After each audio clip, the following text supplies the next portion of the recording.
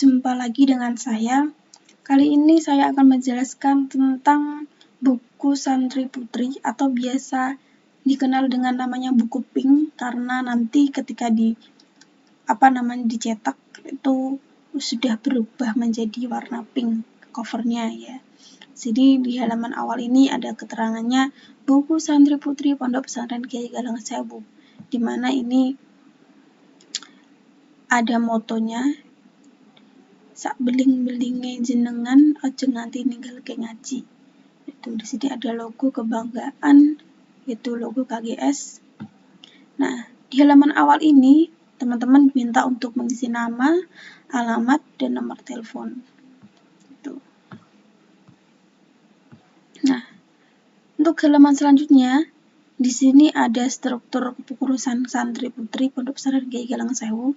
Yang pertama di sini ada pengasuh, Bapak Kiai Muhammad Nur Salahuddin Al-Hafiz dan Bapak Ustadz Ulin Nuha, Aba MSI. Terus di bawahnya nanti ada Dewan Syuro. Terus dilanjutkan ada lurah, wakil lurah, ada sekretaris bendahara dan departemen-departemennya. Seperti itu. Di halaman selanjutnya di sini ada peraturan dan tata tertib Pondok Pesantren Kiai Galang Sewu. Untuk bab yang pertama, untuk ketentuan umumnya, yang pertama, santri dianggap sah apabila sudah terdaftar di Pondok Pesantren Kiai Galang Sewu. Yang kedua, semua santri diwajibkan bertempat tinggal hanya di dalam Pondok Pesantren Kiai Galang Sewu. Berarti tidak boleh tinggal di kosnya teman. Terus yang ketiga, santri tidak dibenarkan mengikuti kegiatan di luar pondok pesantren kecuali atas sepengetahuan pengasuh dan pengurus. Nah, untuk poin ketiga ini, jadi kalau teman-teman mau mengikuti organisasi luar, ya terutama yang anak organisasi itu harus konfirmasi dulu kepada pengurus dan pengasuh, seperti itu. Terus untuk bab yang kedua, ketentuan administratif pasal pertama, kewajiban 1. Mengisi biodata lengkap untuk pengisian buku induk santri. Nah, ini tadi yang registrasi. Terus yang kedua, membayar infak syariah pondok diniyah kas sesuai ketentuan yang berlaku. Selambat-lambatnya itu setiap tanggal 10 bulannya. Terus yang ketiga, keterlambatan membayar infak syariah maksimal selama 3 bulan. Selebihnya akan dipanggil oleh pengasuh. Selanjutnya bab 3, kegiatan pendidikan. Pasal pertama, kegiatan wajib.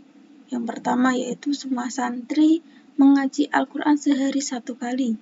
Setelah khatam Al-Quran binador, santri diwajibkan untuk setoran tiba, manakib, dan tahlil. Kemudian mengulang lagi ke ngaji Al-Quran. Terus poin B, sholat subuh berjamaah di masjid. Poin C, sholat sunnah dan mujahadah yang di ziarah makam Kiai Galang Sewu. E, acara bulanan, Qur'anan Ahad Wagi, mujahadah asror dan fasilah tamam. Yang F, hitobah dan ziba. Dan G, sholat duha berjamaah. Yang H, maulid simtuk duror. I, mengaji kitab ba'da subuh. Dan yang terakhir, pencasilat asmaul husna.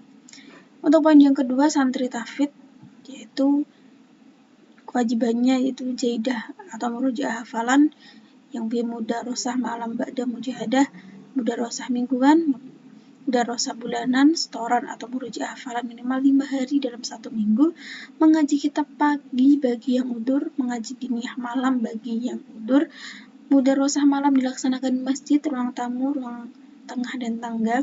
Mudarosah malam absen sendiri maksimal jam 20.45, tidak absen dianggap tidak mengaji. Mudarosah mingguan minimal 2 kali dalam 1 bulan. Mudarosah salapan, apabila berhalangan hadir maka wajib membawa surat izin dan diserahkan kepada Ibu Umi Hidayati. Yang ketiga, santri kitab.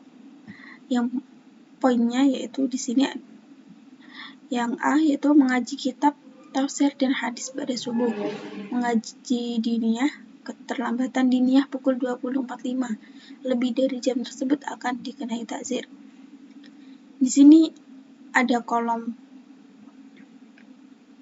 kegiatan santri yang di sini dari mulai persiapan sholat subuh hingga istirahat malam setelah madin, seperti itu. Terus di sini ada keterangan seragam mengaji malam, ya. Jumat dan Sabtu kerudungnya hitam, Minggu kerudung putih, Senin baju putih atau jas dan kerudung putih, Selasa dan Rabu kerudung hijau, Kamis bebas, dan acara bulanan baju putih atau jas dan kerudung putih. Untuk pasal 2 larangan yang pertama mengenakan kaos dan jaket saat kegiatan mengaji. Jadi ketika mengaji atau kegiatan pondok yang lain, kita tidak diperbolehkan untuk menggunakan kaos atau jaket. Biasanya dari teman-teman yang punya orda itu kan ada jaketnya, atau organisasi itu dilarang dipakai saat mengaji atau kegiatan pondok yang lainnya. Terus yang kedua, membawa HP saat kegiatan diniyah dan Al-Quran. Jadi ketika diniyah dan mengaji Al-Quran dilarang membawa HP. Pasal ketiga, sanksi. Yang pertama, takziran umum. Tidak mengikuti kegiatan umum seperti mengaji Al-Quran sehari 1 kali, sholat subuh berjamaah di masjid, sholat sunnah dan mujahadah, ziarah makam Kiai Galang Sewu, acara bulanannya, tidak mengikuti Quranan ahad wagi, menjadi aswad dan fasilah tamar. Tidak mengikuti hitabah dan tiba, sholat duha berjamaah, maulid, jemput duror, mengaji ba'da subuh, mengaji diniyah, dan baca silat asmaul husna. Takziran khusus untuk anak tafid, ya. Yang pertama, poin anak tafid yaitu tidak mengaji Al-Quran minimal 5 kali dalam seminggu. Yang kedua, tidak mengikuti darisan mingguan dan bulanan. Dan untuk poin B, takziran khusus kitab yaitu terlambatnya berangkat diniyah. Di sini ada tabel pelanggaran dan jenis takziran yang harus dilaksanakan. Untuk pelanggaran 1 kali, jenis takzirannya A. Di sini A adalah keterangannya membaca surat Al-Mulk 5 kali. Untuk A1 Ar-Rahman, A2 Al-Waqiah, A3 Yasin, B Ad-Duhan, C Al-Kahfi, dan D Juz 30, seperti itu. Nah, di sini takzirannya maksimal 14. Jika melebihi 14, nanti akan diteruskan dengan membaca sholawat atau ditambah sholawat. Nah, sholawatnya itu cara perhitungannya adalah misalkan kita takzir ada 16, berarti kita harus membaca A1, A2, A3, B, C, D plus sholawat. Yang sholawat yang pertama dihitungnya 1.500 dan untuk selanjutnya berkelipatan 500. Jadi jika kita 16 berarti 1.500 plus 500, seperti itu. Jadinya 2.000 sholawat. Begitu juga yang udur, membaca sholawatnya seperti tadi.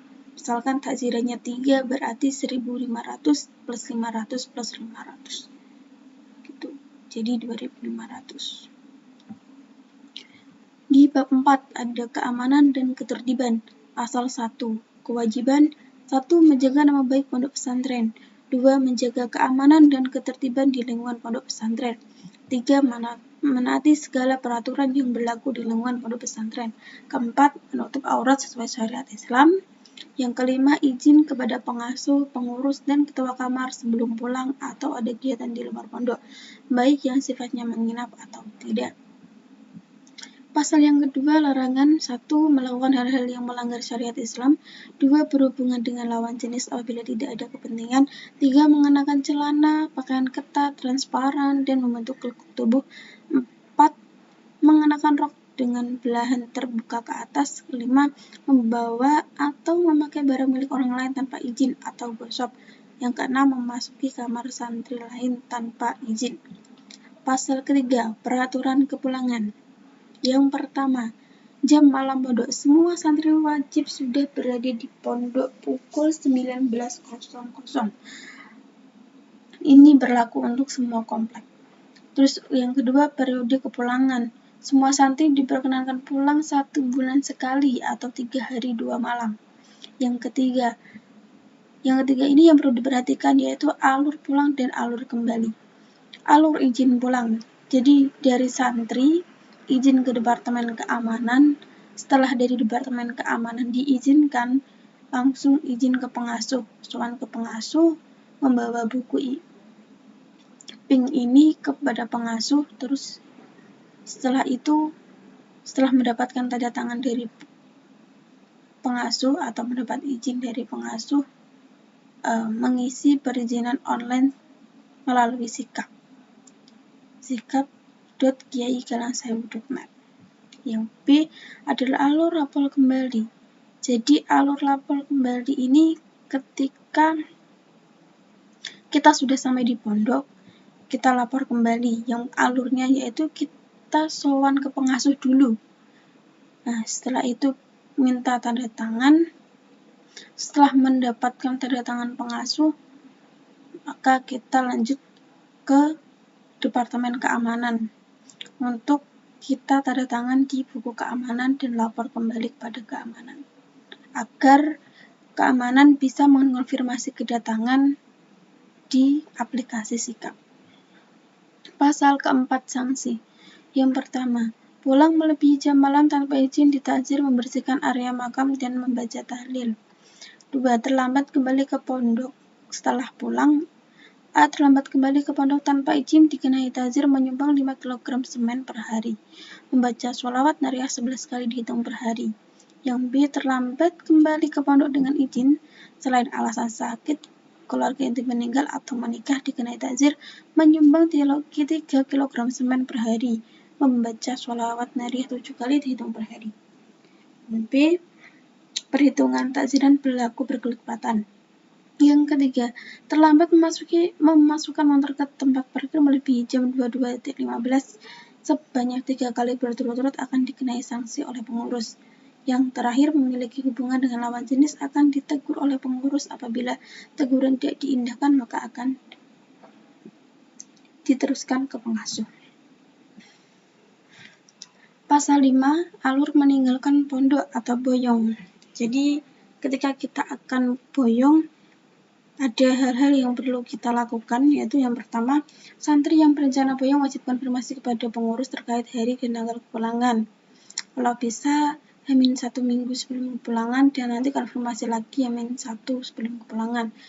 Terus yang kedua, santri yang bersangkutan wajib melunasi seluruh administrasi pondok, seperti syariah pondok, syariah madin, kas pondok, dan biaya makan pondok. Yang terakhir atau ketiga, pada saat hari H kepulangan, santri yang bersangkutan wajib sowan kepada pengasuh dengan didampingi orang tua atau wali santri. Bab kelima, kebersihan. Pasal pertama, kewajiban 1. Menjaga kebersihan di lingkungan pondok pesantren Kiai Galang Sewu. Yang kedua, melaksanakan piket harian maupun roan. Yang ketiga, waktu pelaksanaan piket mulai dari ba'da subuh maksimal selesai pukul 7. Yang keempat, waktu pelaksanaan roan mulai ba'da subuh maksimal selesai pukul 9.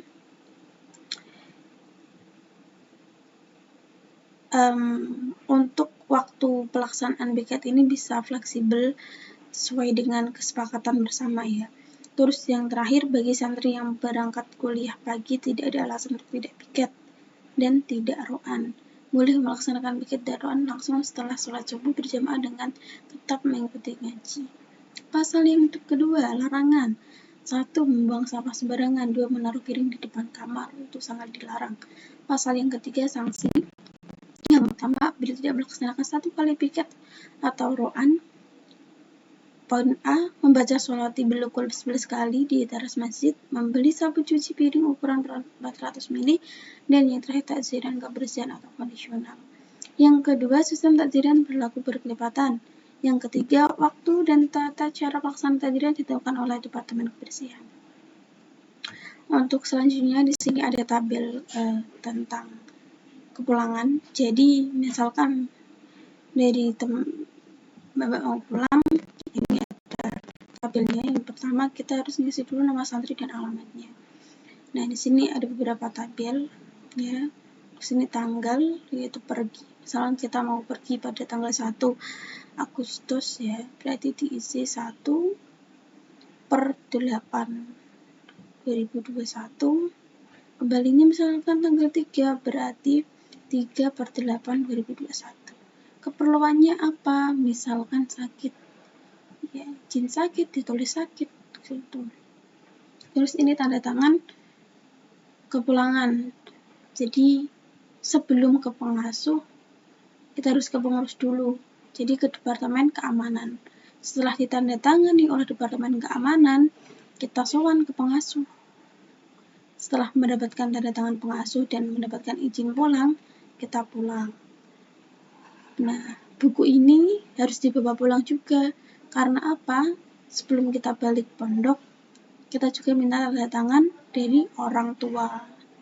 Nah, setelah mendapatkan tanda tangan orang tua, kita kembali ke pondok lagi dan sowan kepada pengasuh.